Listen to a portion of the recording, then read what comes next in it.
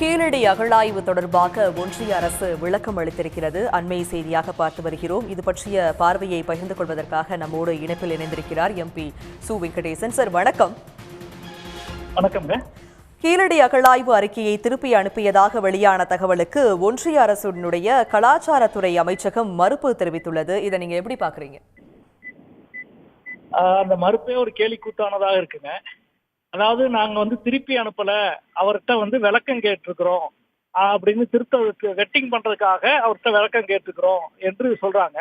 அவர் தான் ஏற்கனவே பதில் கொடுத்துட்டாரு. நான் இதை திருத்த முடியாது என்று அவர் பதில் கொடுத்துட்டாரு. கொடுத்த பிறகு அப்புறம் திருப்பி அதுவே நாங்க விளக்கம் கேட்டிருக்கோம் என்று இவங்க சொல்லுவது ரொம்ப கேலி கூத்தானதா இருக்கு.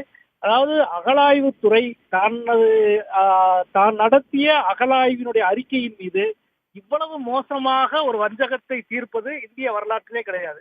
நான் இதுக்கு இன்னொரு உதாரணமே சொல்லுவேன்.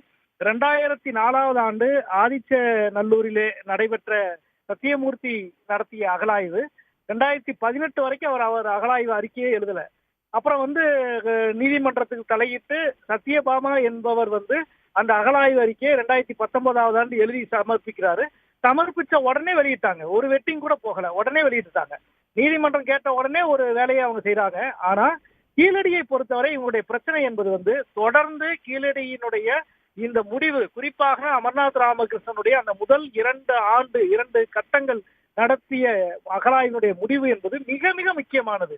நான் முதலே குறிப்பிட்டதை போல இந்திய வரலாற்றினுடைய முதல் நகர நாகரிகம் ஹரப்பா மொஹஞ்சதாரோ. அதற்கு பிறகு 2வது நகர நாகரிகம் என்பது கங்கை சமவெளியிலே உருவான அந்த 18 குழுக்களாக உருவான மகத பேரரசு என்பதுதான் இதுவரைக்கும் இருக்கிற வரலாறு.